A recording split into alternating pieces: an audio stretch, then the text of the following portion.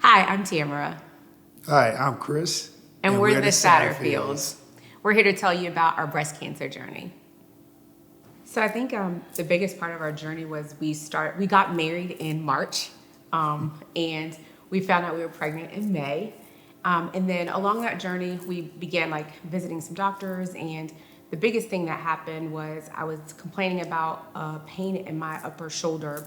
And the doctor looked at me and was like, you are pregnant. And I was like, well, I guess I am pregnant. So I just kind of kept that part in mind. But the pain continued. And so I ended up switching just OBGYNs because I was really concerned about it. And so the more I continued to complain about that, my husband kind of came in with me, and he just really helped just advocate for me because my concerns weren't being heard. And then she said, you know what, we're gonna really put this to rest. And she ordered an MRI. And when she ordered the MRI, they got the actual tail end of what was the mass at that time. And so when they ordered the MRI, she got the results. She called me and she said, hey, Tamara, I need to talk to you. We did locate a mass. And I was like, yes. I was like, I told you guys that's what it was. Or I told y'all there was something going on. And I was more excited because I was like, we found out something. And then we kind of hung up the phone really casually. And I called my husband and I was like, Chris, she found a mass. And I was like, I told you, and he was kind of he got really solemn on the phone. And I didn't really know why. And he was like, Tam, do you know what that means? And I was like, no, I don't. And, he kind of was like, okay. He's like, well, we kind of need to call the doctor together. And so shortly after we got off the phone, she called me back. And she said, Tam, I'm really concerned. She's like, you took that really well.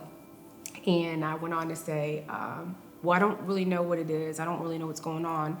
And then she explained to me that it could either be cancerous or it could be benign. And I think from there, that's when I had a real moment of ooh, this is much serious. This is more serious than I thought. And so we kind of began that journey on that day. After that, they ordered a biopsy. We did our first biopsy. We were together, and they just let you know, in 2 days, you need to come back in, and we'll give you the results. And I just panicked the whole 2 days. It was probably the worst 2 days. I don't know how you felt. Yeah, it was. Those 2 days were very stressful, you would say. Lots of unknowns. Of course, just being newly married, also my wife being pregnant, just having, then also, kind of being into the end of the year in terms of school, and summertime is coming up. It was just extremely stressful, nerve-wracking, I would say. We may have probably out of those 2 days, 48 hours, maybe an hour, 2 hours of sleep, what have you. Yeah. Just wanted to know, what was the results from the biopsy. Yep. So we took those results and we kind of sat around this table with the oncologist, and we were actually waiting for the oncologist to come in. And I kept saying to him, I was like, Chris, this is not good. This is not good. And he was like, why do you think that? And I was like, the oncologist she wouldn't be in here. Oh, and mind you, my mom had come down that morning, at 6 o'clock in the morning for the 8 o'clock appointment. And we just kind of were like, this isn't good. So the doctor came in, the nurse navigator was behind him. And I remember so vivid, he hit the table and he was like, you got cancer. Yeah. When he hit the table and said, he was straight face, poker face, game face, whatever you want to call it, just kind of hit the table and it was like, hey, you have cancer. And it was kind of like, okay, and so what does that mean? You know what I mean? So, and I think we asked the question of, what does that mean? And I want to say he was just like, well, you have to talk to your, what was it? I guess your doctor at the time, what have you. And I think from that point forward, the nurse navigator, she then kind of took over, because he actually ended up just leaving because he had other appointments that day. And so again, as you can imagine, just the mere shock of hearing that again after going through 2 days of just stress and agonizing on what's going on, it's just like, what do you do? You know what I mean? My wife is pregnant now. She's just been diagnosed for cancer. What does this mean? You know what I mean? And it's just like, it was a shock, you know. And I know it was on a Friday too. So, because her mom came down early that morning, and I never forget it was on a Friday. So, matter of fact, September the 18th. Yeah. To the day. Yeah. And so when he said that, I remember saying, like, if I wasn't sitting down, I would have hit the floor. Like, I think it just knocked the wind out of me. And after he said that, you know, he walked out of the room, and the nurse navigator, like, had this book, and she was ready to talk about, like, cancer. And I wasn't ready. I just wasn't, you know, and I couldn't think of, like, anything else. And I was like, I can't right now. And I walked out of the room, and I left my husband in there, and he had to figure it out. Like, he had to get that information for me, because at that time I couldn't take it. Yeah. It was very overwhelming. You know, nurse navigator, she was there at the table, and she's trying to explain information, and I'm zoned out. You know, I think there was a book. I can't remember. It was such a blur. And I think my wife might have been gone for probably a good hour or so. And I think the mom was out there with you and so forth. And it was just her kind of explaining some things. And it was just like the questions of stages, what is it, what's the treatment. None of those, you know, we kind of had to learn that along the way, you know. But she was very helpful. So very thankful for that nurse navigator, even to this day, in spite of, you know, some of the unknowns at the time and, you know, questions and so forth. So I think it took a long time for me to kind of get myself together. And after he finished getting all the information, I was like, all right, so what did they say? You know, because I was like, I needed that buffer between maybe like what the reality was. So when I say, like, Chris has been like a true blessing along the way to help me with a lot of information I can't process when there's hard information to get. So he's definitely my blessing. So as time went on, they began to, like, create this team for us of doctors. I think I was literally on every tumor board in North Carolina, because the situation was so unique and so rare, and they just wanted to make sure they were doing the right things for us and by us. And I remember just talking to the doctor, and he was like, well, you know, you're 20 weeks pregnant. And like, I always get choked up when I talk about this part, so I like really have to, like, get it together. But he's like, you know, you're 20 weeks pregnant, and have you considered abortion? And I was like, no, you know, I'm not going to consider it, you know. And so the next statement was more like, well, we just want you to know that if things don't go well, like, we'll have to take the baby in order to save your life. And I was like, take my baby? Like, I don't know, you know, if you've been pregnant, if you haven't been pregnant, like, by 20 weeks, like, you're very much, like, feeling your baby kick, and, like, you know, you've named your baby and you're calling the baby by name and, like, all these things. And so I felt like for all this to be, like, ripped away from me was very, like, it was heartbreaking at that time. Oh my goodness. Yeah, it was, and you know, again, just getting married, and then find out you were pregnant, and kind of going through this. It was just, I mean, everything was just so fast, and then you hear that, it's just like time away. You know, it's just, can this train stop? You know, for 1 second, and because it really felt like a freight train, just going on the tracks, and there was nothing that we could do. There's almost like nothing in terms of impact. What does it say? Brace for impact. And I was like, none of that. It was just hold on, you know. And so we definitely talked about it, and, you know, we talked about it, prayed about it. I mean, we did it, you know, reached out to family, friends, and so forth, and closest parents and so forth, and kind of explained the situation. And we just kept the faith that, you know, my wife would be okay in the process, and, you know, our son would be okay in the process as well too. But certainly was again another shock, if you may. You know, it's just like one after the next, and we're not even 6 months in. You know, we're still newlyweds, trying to learn each other still. You know what I mean? So it was interesting, but She was on all of the tumor boards, and we did have a really great team. And that's what's so important, is having a great team, having the support. It makes all the difference, from emotional side, psychological side, educational side, mental health side. I mean, it's important to have a group of supporting you in all different facets. You can look yourself in the middle, and it's a spokes. All of the supports are spokes that keep the wheel going. Yep. And that's kind of how we were able to kind of get through. Yeah. So once we had kind of delivered to our team kind of like where we stood, I remember the doctor saying, I was like, so what's the plan?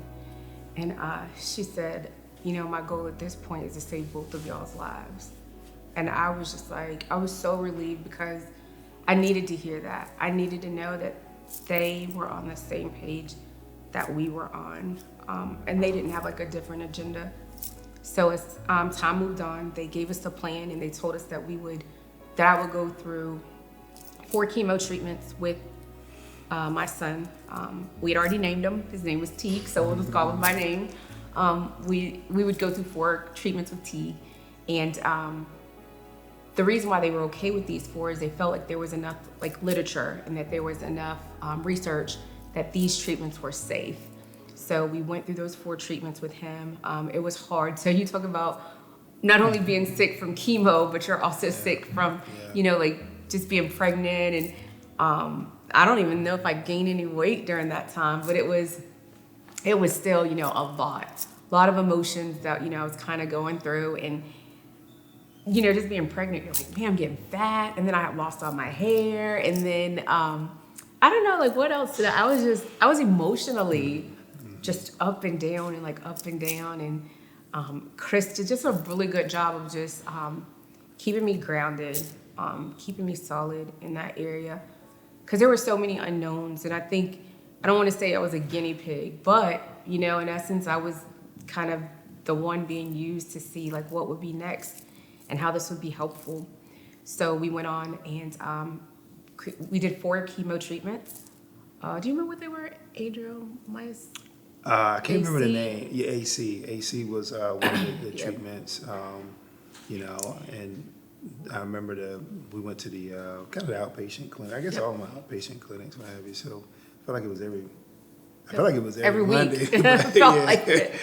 It seemed like every week. Yeah. So we did those, and the team there was so great, so nice, so gracious. When I finished those 4 treatments, they got me baby gifts, and it was so, I almost felt like when I was in there, like people would come in there and they'd be like looking at me like, why is she in here? and I was almost like, why am I in here? But they would, they'd be looking at me kind of, and it was almost a sense of pity, like I felt people had for me. But I think that was like more of a reason to like fight, I didn't want people to feel bad for me. I wanted to be treated, normally. And, you kind of always heard the like, oh, I am so sorry you're going through this, which was a little extra, pity, if you will. But I think at times it was needed. And then that, at times you just kind of needed to like pull your bootstraps on and be like, hey, I'm in this fight. We got to fight until the end. So we ended up deciding a day for yes.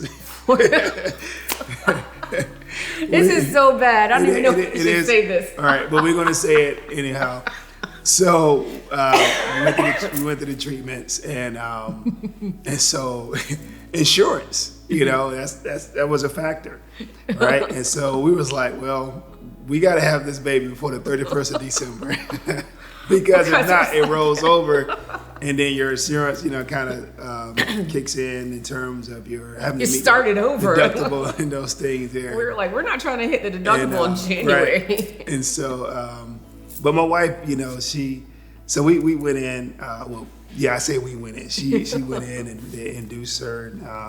The 23rd of December was the date, and we induced, yep. And my wife would tell everyone it's 56 hours later, because it was the 23rd and the 24th, and he still hadn't come, and they doing all types of things, to my wife and so forth. And 25th came, Christmas, then still nothing. And then the clock strikes 12:01 on the 26th, and about an hour or 2 hours or so later, he decides that he wants to show up. You know what I mean? And so we were excited. It was like we met the 31st. We were like, it is not the 31st. We were like, so the doctor was, so I don't know if you know this, multiple but doctors too. So they do it in 24 or like 12-hour shifts. So you might not necessarily have your OB deliver your baby. It's whomever is on call. So I was like, can you just please cesarean me? And so the doctors were like, we have specific notes in your record to not cesarean you. You have to stick it out. And I was like, it's been 2 days and he's still not here.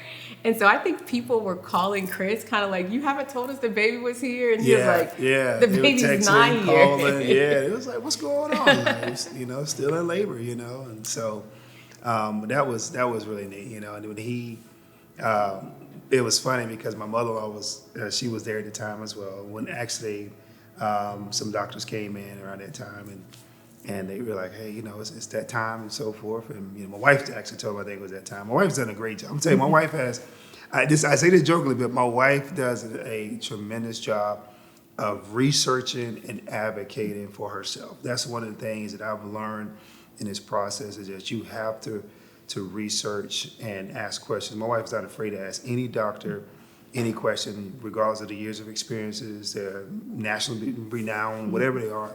And that's been super great, So our OBGYN and I, we used to joke that she has a PhD from Google because she researches so much, what have you. But, a funny story with our son being born.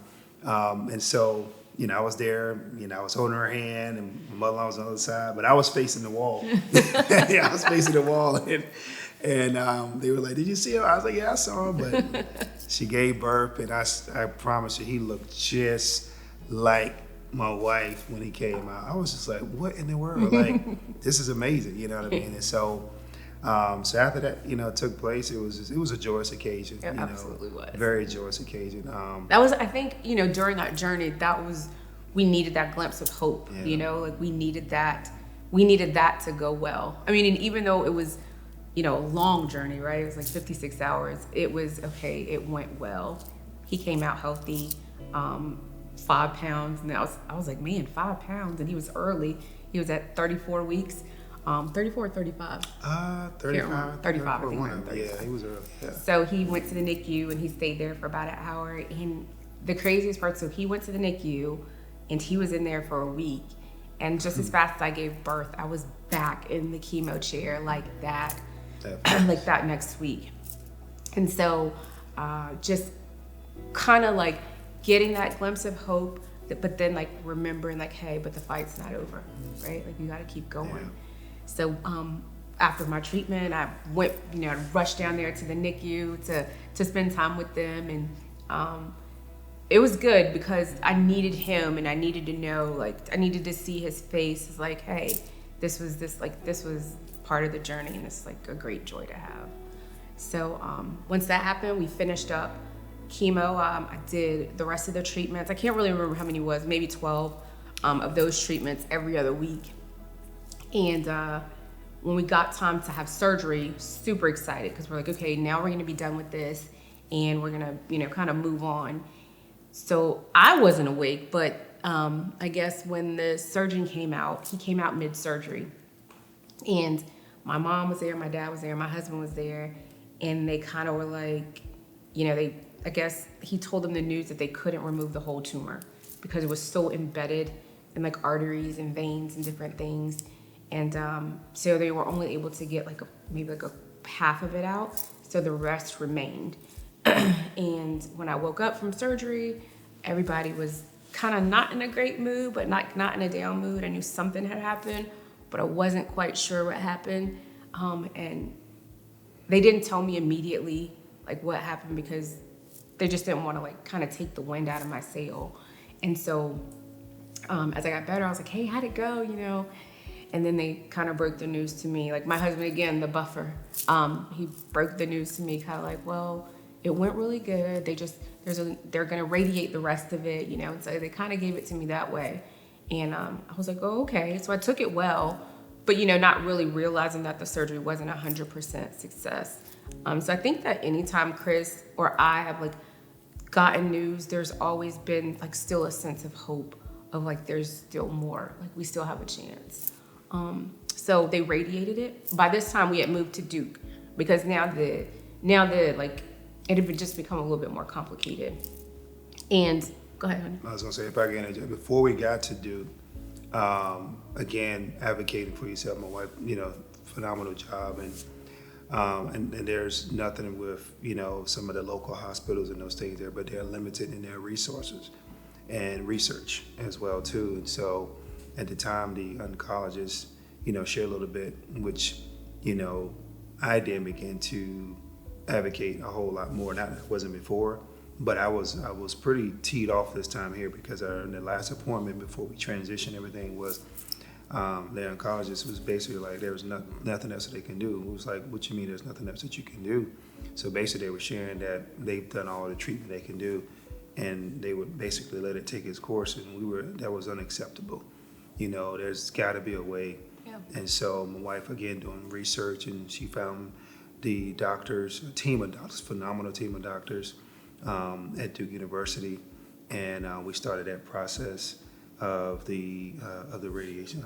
Yeah. So I wanted to interject that as to how we got to that point. Yeah.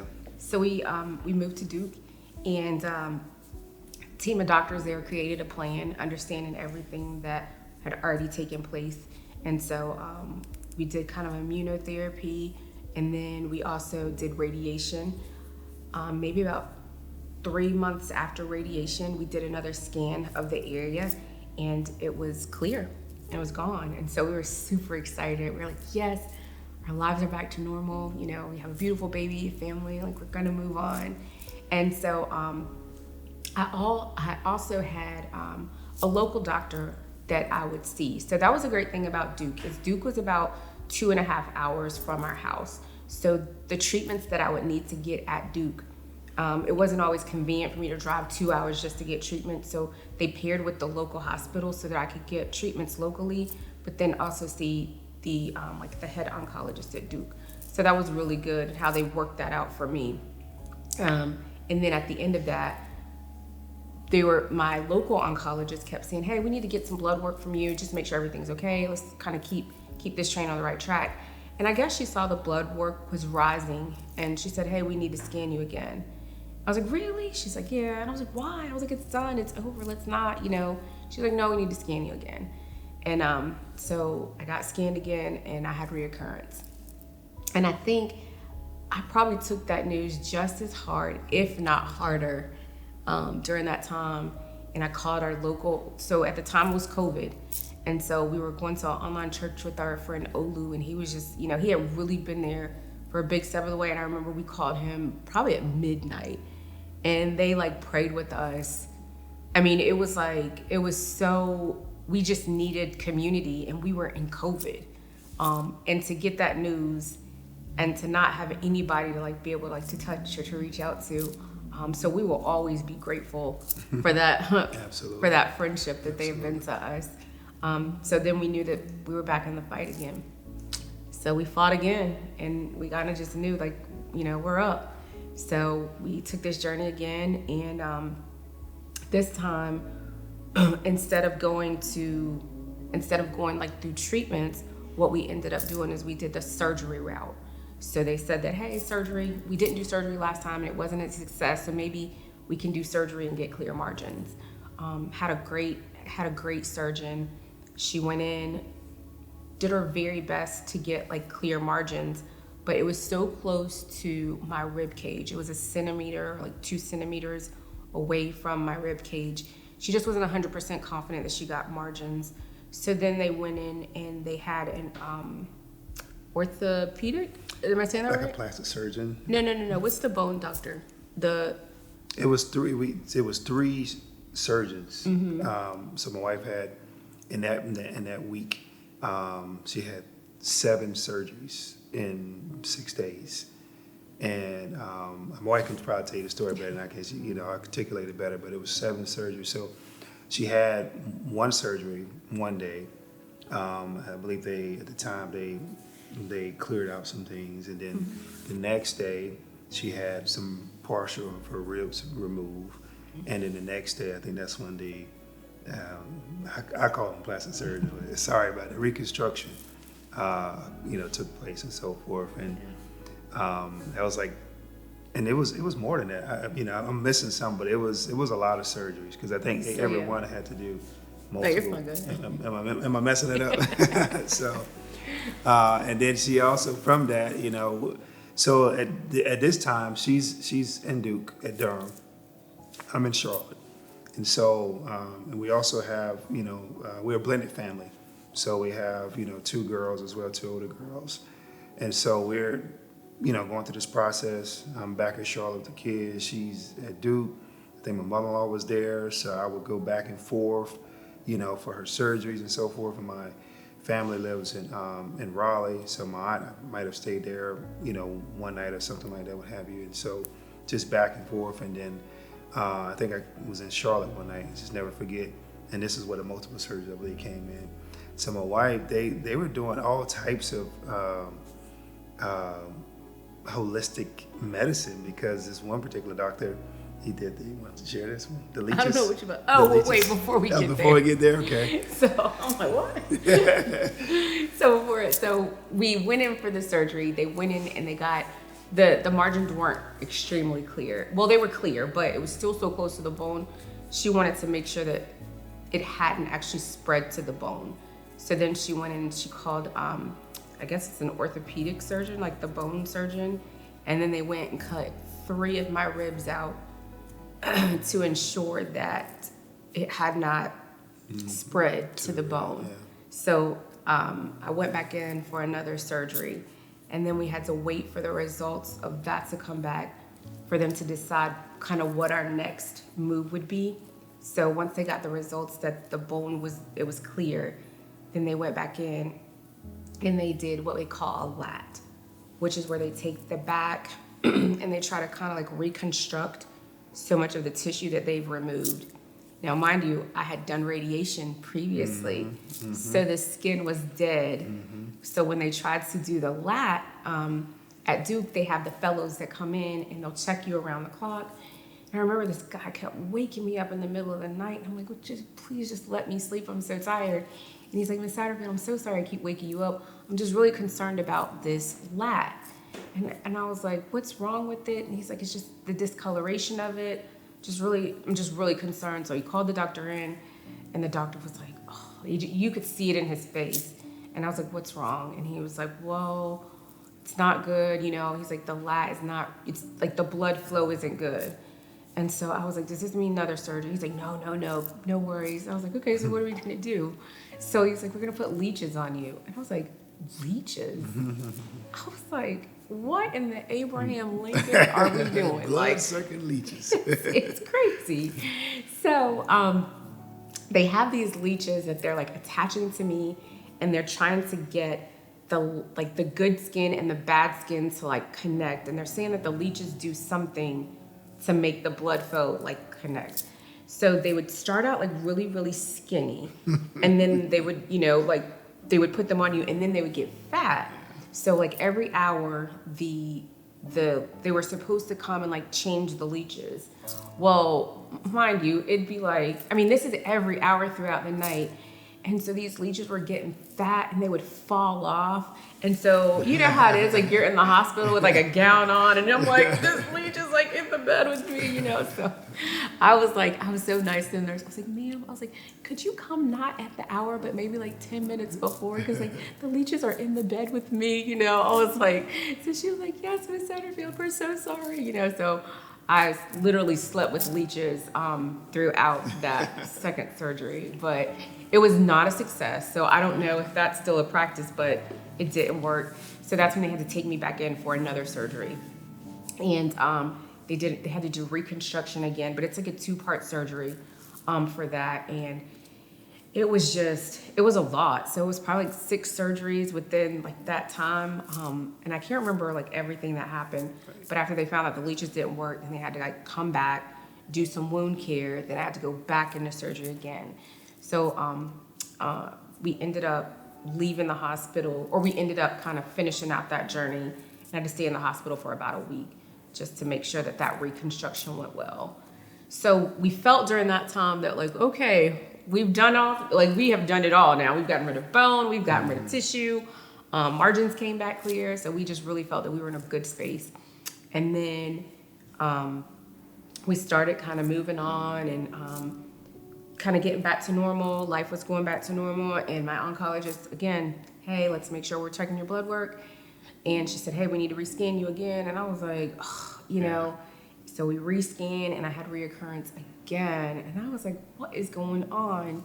And I think just during that time, I was just tired. I was just like, what? I was like, just tell me what to do.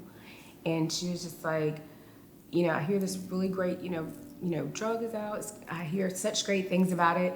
And I just looked at her and I was like, listen, I am not in for like the new sexy drug. I was like, just tell me what's gonna get it. I was like, I don't wanna go through another surgery. I don't wanna go through chemo again. I don't wanna do any of this again. And she was just like, you know, she just really had to be honest with me. And she was like, Tamara, she's like, I'm not sure when you're gonna be off of chemo this time. You know, she's like, I'm trying to save your life, you know? And I had to keep that in mind regardless of how like frustrated I was and regardless of how much I wanted this journey to be over. She was just like, I'm trying to save your life. And I was like, you know what, you're right. And I think that was the moment I could just kind of let it rest, you know? And I just had to embrace like, this is my new normal. Like this is our new normal, right? We're going to have to figure this out. It doesn't mean the end. It didn't mean stop. It just means like, hey, on the week you have treatments, we might not be able to go on vacation. Or on the week you have treatments, you know, we just might have to slow down a little bit. But, you know, since that journey, I've been on this treatment for 2 years now.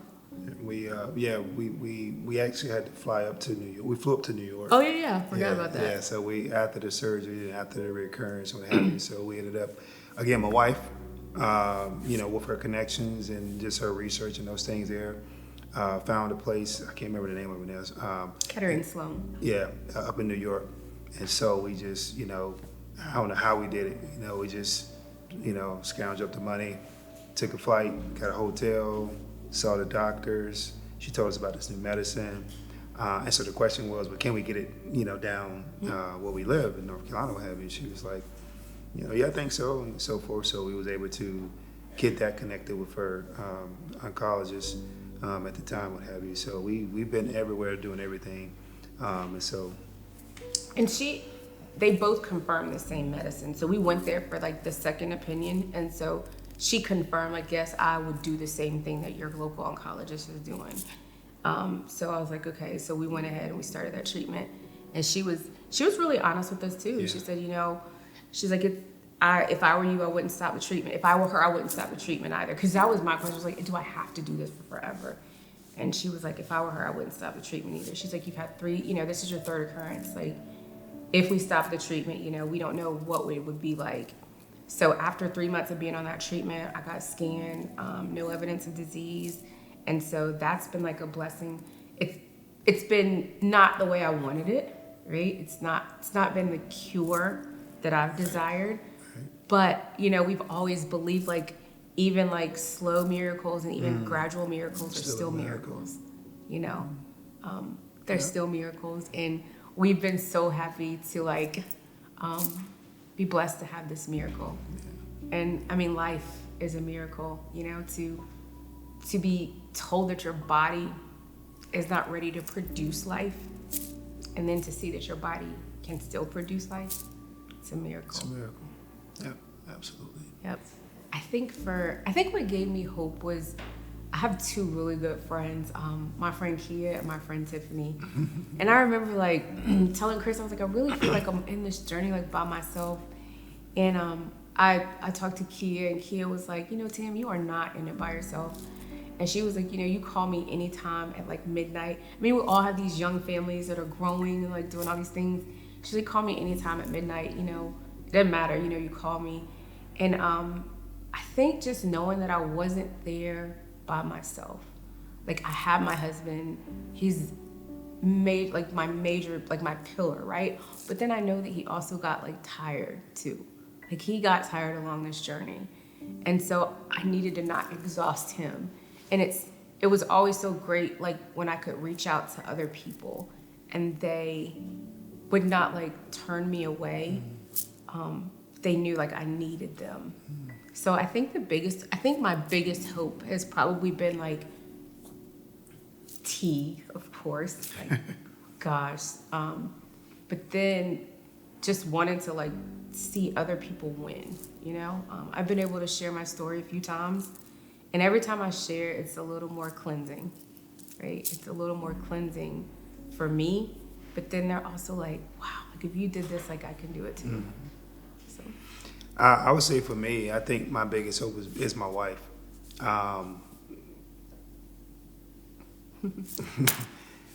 And I say that because she's a fighter, you know. The more you see somebody fight, you know, for what they desire to live, basically, is what it is. Then it's like I got to get myself together because she's fighting. I need to fight as well too and have the hope and so forth. So I think my wife, I would really say my hope has been my wife because she has done a tremendous job of advocating for herself, for fighting. And then even though we've had these reoccurrences and those things there, they've gotten, if you may, smaller and smaller, meaning that it was so detrimental perhaps the first time. And the next time it got a little bit better. And then the third time so it's almost like it's chopping wood, if you may. You know, there's a book out there that talk about chopping wood and carrying water. And that's what my wife has been doing, is basically chopping wood and carrying water. I mean, and she's a fighter, you know. And so my hope has come from her. And I want to definitely, my mother-in-law, my wife's mother, she has been a rock throughout this process. And with her providing me times of just doing what I need to do, whether if it's play golf, whether if it's, you know, to stay a few extra hours at work and not having to do extra stuff, whatever. My mother-in-law, you know, she has been phenomenal, and my father-in-law as well, and then my aunt and uncle and, you know, family and so forth. But certainly, you know, having that support in place and everybody believing and everybody, you know, praying and everybody supporting has been great, you know, in the process. But I would say definitely, you know, my wife, you know, she has really fought to be here. And to me, my hat is off to her, you know, 1,000%, you know. She's done a great job. And I believe with her fight, you know, her faith, and those things, why she's here today, to be honest with you. Because some people, I would say this process it can take you out in so many different ways. Mentally. It can take you out in so many different ways. And you go through peaks and valleys. It's, you know, I'm not going to sit here and say, you know, it's been cookies and creams, what have you. But you go through your peaks and valleys. But, you know, to be where we are today and still growing and still learning and so forth, you know, it's been good, you know. It's not what we wanted, but it's a part of, I guess, our story, our journey of what we have to endure, if you may. I would say, you know, being in this position of being a caregiver, one of the things that I've learned, and one of the things that you will probably learn about yourself is patience, is compassion. A lot of patience is, I would say, number one, and compassion as well too, because you have to. I've been through therapy, right, and that's good. So I would definitely encourage that if you don't have a therapist or therapists, you know, plural, you know, I would definitely encourage that. And the guys are good. You know, when I heard about that, I was all on board because I was just like, man, the guys need this. And one of the things that I, you know, would love to be able to see out of this is you have the nurse navigators for the patients, but a nurse navigator for the men too, because you would go through, again, as my wife said, you know, she was pregnant, she was going through the chemo, all of those different emotions, and we're not equipped as men, to be honest with you. I think it's even as human to go through all of those different emotions. You don't really know what how, her body is responding to certain things and how to be there. You're having to deal with your own emotions as well too. And so there may be times you find yourself like you may not have the same grace or empathy and throughout the process, what have you, but you got to take a step back and realize that your wife is fighting for her life. And so you have to have some understanding with that. If you to put yourself in their shoes, how would you want your spouse to respond in certain situations, what have you? And I can't sit here and tell you I've done a great job. I've learned in this process. Grace is another one. Extended grace, patience, understanding. Get the therapy that you need, and try to create.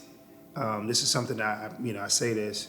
Try to create happy moments if you can, as best as you can. One of the things that one of the things we finally were able to do is kind of travel a little bit, and so we were able to take a nice vacation last year.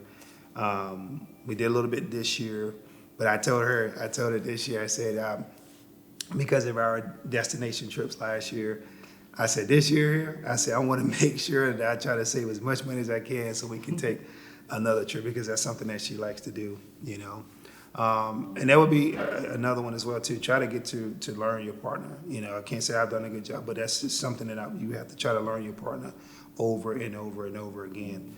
I think those would be some suggestions, some tips. I'm not gonna sit and tell you I have all the answers, because I don't, but it's definitely a learning experience every step of the way.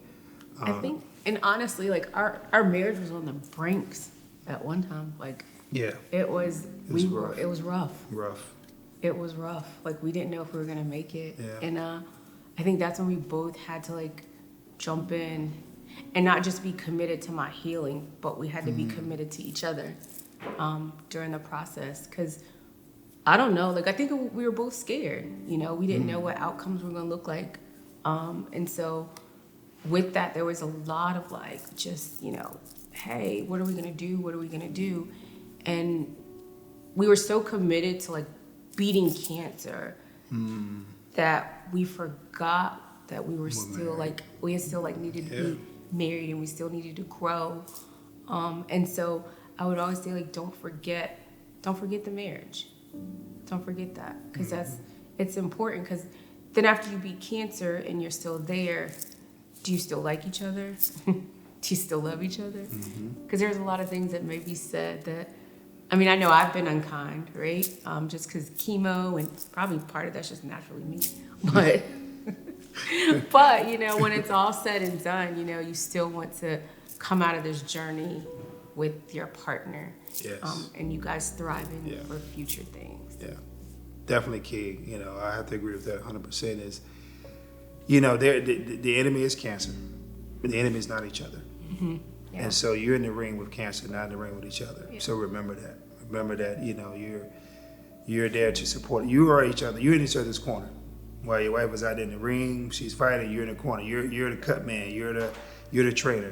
As a husband and so forth. When she comes back, encourage and so forth. And that's the time that you work on your marriage and so forth. And you're right. Can't forget that. You're in it.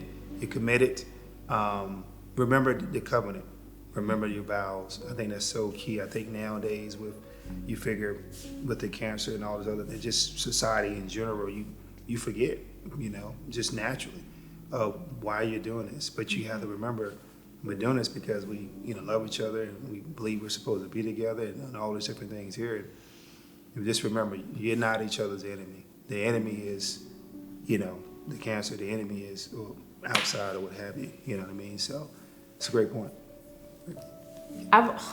So let's start with the support group, right? I have always been like, I do not belong in a support group, because it's just kind of been me. And I've never felt like I could connect to people, because I felt like everybody was so much older than me that got diagnosed, and I was like, there was nobody my age. So yesterday was my actual first support group, and I really enjoyed it. And the one thing I walked away with is the person who led the support group, Tina. She does a really good job of, when you're sharing, she's educating the support group along the way. So you're not just in there like talking about your feelings, but you're also in there like finding solutions. And what you may hear from one person, you're thinking like, oh, I need to take that back. Or I should consider that, you know. Even as she was talking about, there was a lady who shared something about, you know, just when they found this on my liver, you know, something. And she was like, well, is it on the front end or the tail end? And, you know, the lady explained that, you know, she's like, I think she said it was on the front end. And, you know, Tina went on into like, you know, explanations of like, hey, well, we know that, you know, when they find it on the tail end, you know, consider these things. And I was like, man, that's good. So as people are sharing, everybody's also walking away with like knowledge. Everybody's also walking away being empowered. And I think that's the strongest thing that you can be when you go to those doctor's visits, is empowered. Because now it's not just you with your limited knowledge. You know, you've connected with people. And then, you know, Lauren, who's also the other facilitator, just a great job of making the atmosphere welcoming. So I'm excited because I'll be on the calls going forward, even though I'm in North Carolina. It's important, and it's important to have connectivity. So what you guys have there is special. I mean, if you're anything like me, maybe you join the call initially and don't have your face up there. You're just listening. I think it's just kind of just be present and see what happens. Everybody didn't speak yesterday, so that was great, and they didn't make you feel like you had to speak. And if you join like virtually, you know, you don't necessarily have to have your camera on, because there were a lot of women that were there virtually that didn't have their camera on. But, you know, even though you may not have your camera on, you're still getting that information. So, yeah. Awesome. Oh man, that's awesome. So this is our baby. This is the 4-year-old that, you know, we found. So our biggest blessing out of this journey. Yes. Thus far. Mm-hmm. So yes. He's and it's, you know, he was a preemie. You know, and it's funny because, you know, it said that him being a preemie, you know, perhaps look at delays and those things, that he is one of the most articulate toddlers that I've ever met. You know, not just being biased because he's our son, but I mean, you know, for instance, we had the chance to go to the mall, and he wants to go look at Legos. You know, he wants to learn and know how things operate. You know, he wants to build, and he's just he's reading at 4 years old. I mean, he knows where we live. I mean, he's a phenomenal little boy. What did you tell me your favorite song was? What did you tell me? Do y'all remember? Jesus loves me. He does. Mm-hmm. Doesn't mommy always tell you Jesus loves you? Mm-hmm. He does.